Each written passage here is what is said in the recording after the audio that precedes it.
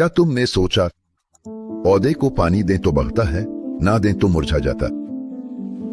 सूरज की रोशनी से जिंदगी पाने वाले पत्ते जब वो रोशनी हिट जाए तो अचानक पीले पड़ जाते हैं और मुरझा जाते हैं। तो फिर अगर जैसा कि कुरान में कहा गया है पैदा करने वाला सिर्फ और सिर्फ अल्लाह है, तो हमारी अपनी आंखों से देखे जाने वाले ये तमाम वाकयात क्या है?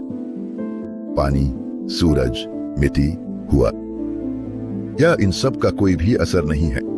याद करो, कभी कभार जब तुम रात को आसमान की तरफ देखते हो तो बादलों और सितारों को एक साथ खड़े हुए देखते हो। हालांकि तुम्हारा यूं देखना ये मानी नहीं रखता कि वो वाकई एक साथ है, क्योंकि हकीकत में उनके दरमियान एक लामुतनाही फासला है।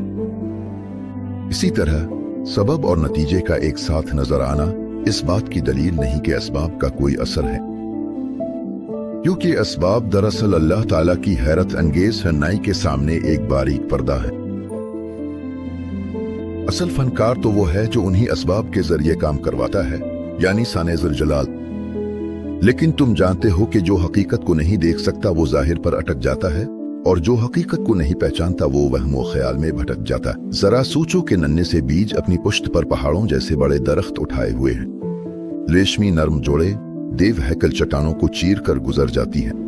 बिल्कुल खुश्क अंगूर की डंडियों से शहद की तरह मीठे शरबत बह रहे हैं। खून और गोबर के दरमियान से साफ, खालिस और मुग़ज़ी दूध के चश्मे निकलते हैं। ये खूबसूरत फन पारे जो अल्लाह ताला के कुदरत के कलम से नक्श किए गए हैं, हमें वाज़े तौर पर दिखाते हैं कि नतीजे का सबब के करीब नजर आना इस बात का मतलब नहीं कि वो नतीजा वाकई इसी सबब के असर से वजूद में आया है। बीज, शाख, खुश्क टहनी, ये सब एक एक पर्दा है।